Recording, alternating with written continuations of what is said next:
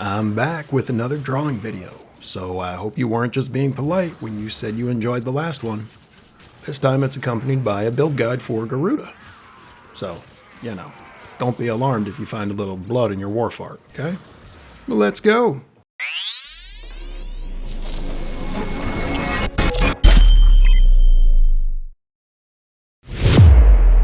Quat Tangent Wan, my people, and welcome to the Warfart build guide for Garuda. I'll be honest, the Gore Queen is one of those frames whose kit never really appealed to me, though she's undoubtedly very powerful. Something about the channeling times and self-damage just didn't click with my playstyle. But now that her prime has arrived, and more importantly, we have access to the helmet system, I've found a way to build her that lends itself to a fast-paced, melee-centric playstyle that never slows down. If you're interested in that, your first step is to get yourself a Garuda.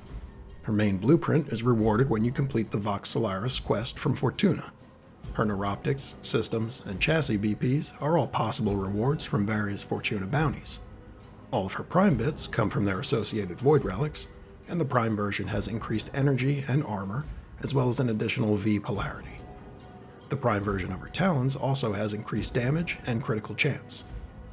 Those Talons, which are part of her passive, become available as a default melee weapon when you don't have a normal melee weapon equipped in your loadout.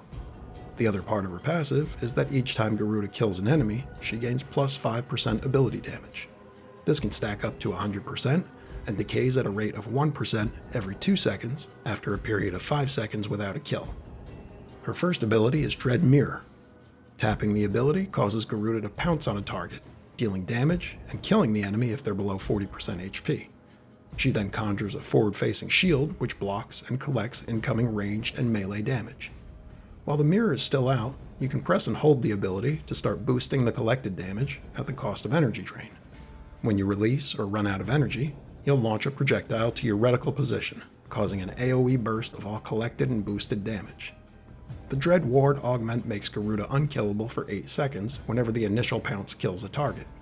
I'll show you a build later where this is useful, but it's not my preferred playstyle. Blood Altar is her second ability, which impales an enemy target and turns them into an invulnerable healing beacon.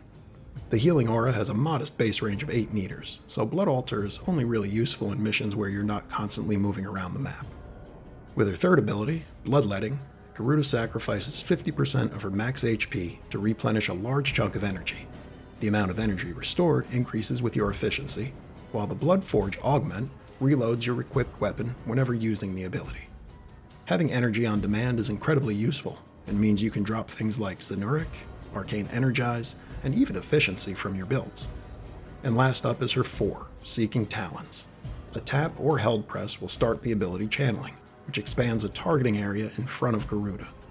When it's finished charging, or when you release a held press, enemies in the targeting area are hit with slash damage and become marked for a duration.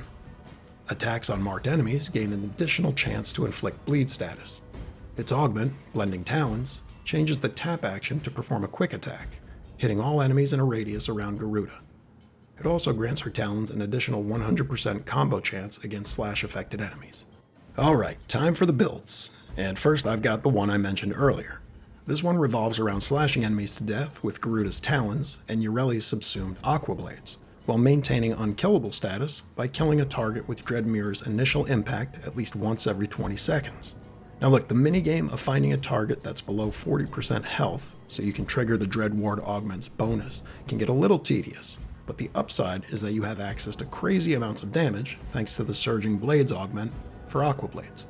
I've got Arcane Strike and Avenger here to support the melee combat, but they're completely optional, and I've slotted Aqua Blades in place of Seeking Talons, mostly because they both accomplish similar tasks. Here's the other build, the one I prefer using. With this setup, our survivability comes from Umbral Vitality's health pool, Adaptation's damage resistance, Arcane Guardian's armor, and Gloom in place of Blood Altar for lifesteal on all damage rather than just in a small AoE. Most of our damage comes from Garuda's Talons, but they're supported by the Blending Talons augment, which allows us to quick tap our 4 and make nearby enemies more vulnerable to slash procs. Energy management requires more attention with this build, as Gloom drains energy per affected target, but the deep pool provided by Prime Flow gives plenty of wiggle room. Just tap 3 for energy at the cost of health, then slap something to regain your health via Gloom's lifesteal. Also, since you don't need Zenuric for energy regen, I recommend running Naramon for even more melee synergy. And finally, here's my build for Garuda's Talons. Base damage, crit chance and damage, some range, and viral with status chance so we can enhance those bleed procs. You can replace Gladiator Might with a Prime Smite faction mod, and more damage, but just don't forget to change it depending on the faction you're facing. So there you go. And hey, if you enjoyed this video, please click the thumbs up icon. And if you're not subscribed yet, hit that button too while I've got you in a clicking mood.